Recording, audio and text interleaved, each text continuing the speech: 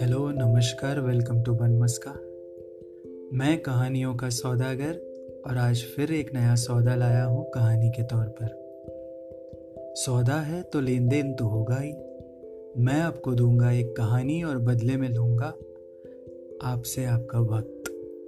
कहानी के चलते चलते आपको एहसास तो हो ही जाएगा कि सौदा फायदे का रहा। Aabha was in a flight to Tehran and Noshir had already landed there. Each of them were narrating their stories, unaware of the fact that their paths were about to meet again. Aabha's co-star for the film, the megastar Dev Kapoor, was going to travel by another flight with the producer. Aabha was accompanied by Sarika, her PR friend, the film's director and some other crew members.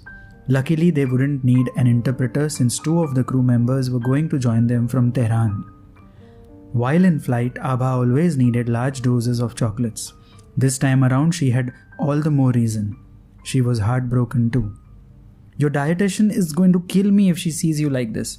Wiping Aabha's lips with a tissue, Sarika continued. The chocolate is smudged all over. Aabha, what are you? Aabha was in a defiant and unpredictable mood. Hurt, left in a lurch by Noshir again, being mean and rude to Sarika was her only coping mechanism, and chocolates of course. Her family she had chosen to leave long ago. I left home just before the last semester of final year. Noshir promised me after graduation he would introduce me to his family. With her eyes welling up, Aabha continued. But he left. He just left. Without a word. Where I don't know, for what I don't know. 2 years of our relationship meant nothing to him. He just vanished. Only to suddenly appear once again in Panchgani.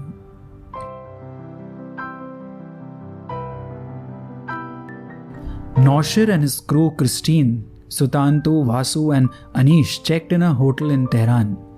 Their interpreter, Farhad, who was already present at the airport to receive them, had placed them in their rooms and appeared to be more excited than them to lead them on their journey. Parvez, their boss, had chosen him as he also was well versed with the routes they wanted to travel. Chak Chak being their last destination. She was shooting for an advertisement in Panchgani. The location of a shoot happened to be my ancestral home. I lived there with my grandmother. Noshir narrated further to Christine. A year back, I had to rush to Panchgani because Grana needed me. I knew Dad would never come to see her, not even if she lured him with the property. Their relationship was beyond repair. Grana was very sick and she needed someone to be by her side all the time. Every time I managed to make a trunk call to Aabha's home, her parents told me either she was at college or she was out with her friends. One night when I was really missing her very much, I called her residence and her mother spoke. नौशिर, तुम कितनी बार phone करोगे? आभा अब तुम्हारे साथ बात नहीं करना चाहती. उसकी मंगनी हो चुकी है.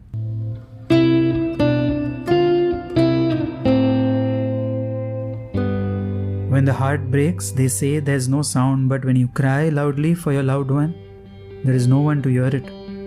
I cried like a baby that day, the day when Grana got back on her feet. She lay her feeble hand on my head and with an equally weak voice she asked, "Su thayu, chokriનું લફરું છે શું?" I don't know why, but hearing those words from Grana, I just burst out into a giggle. The tears and giggle, the delight of Grana getting up from bed and speaking after months was just unimaginable. Noshir was there right in front of my eyes, and I was in the middle of my shot. Aabha narrated to Sarika. पहले प्यार की पहली पसंद, कमला चाय. Shit, how the hell do I say those lines? Yeah, they were crap, Sarika added. Yes, that too, but Noshir was there. I heard the word action and I ran into Noshir's arms.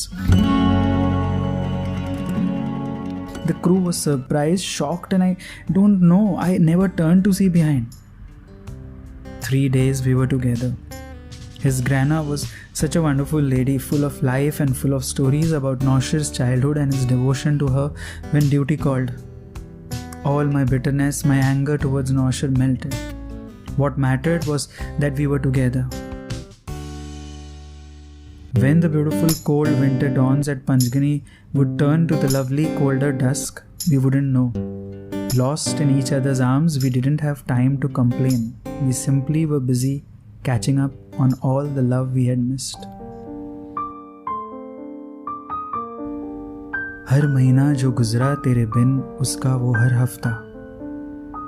हफ्ता जो गुजरा तेरी याद में उसका वो हर दिन जो बीता नहीं बस कटा उसका वो हर लम्हा जो तुमसे दूर ले जाता रहा उसका वो हर कतरा समेटे रखा है दिल में कहीं छुपा रखा है सूत समेत लौटाऊंगा उन्हीं कतरों को प्यार बनकर तुम पर बरसाऊंगा. Tears rolled down my eyes when Noshir read out those lines to me. I could have never imagined Noshir writing those words. That too in Hindi. I managed my tears and teasingly asked Noshir, "Is it your own?" "Ye tumhari hai?" He looked into my eyes and said, "It was. Ab tumhari ho gayi." And before I could say or react, he kissed me.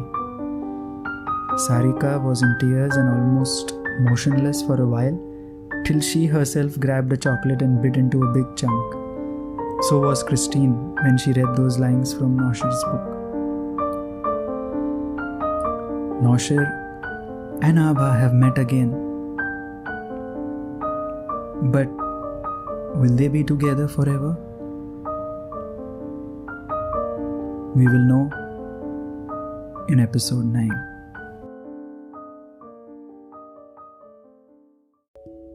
Bun Maska. Untold Parsi stories of love, heartbreak, pain, grief, happiness, laughter, tears and triumph. This is the non-confirming Parsi and you are listening to Bun Maska. Kisse Kahaaniyan bas. Stories of a Parsi by a Parsi for the world to listen.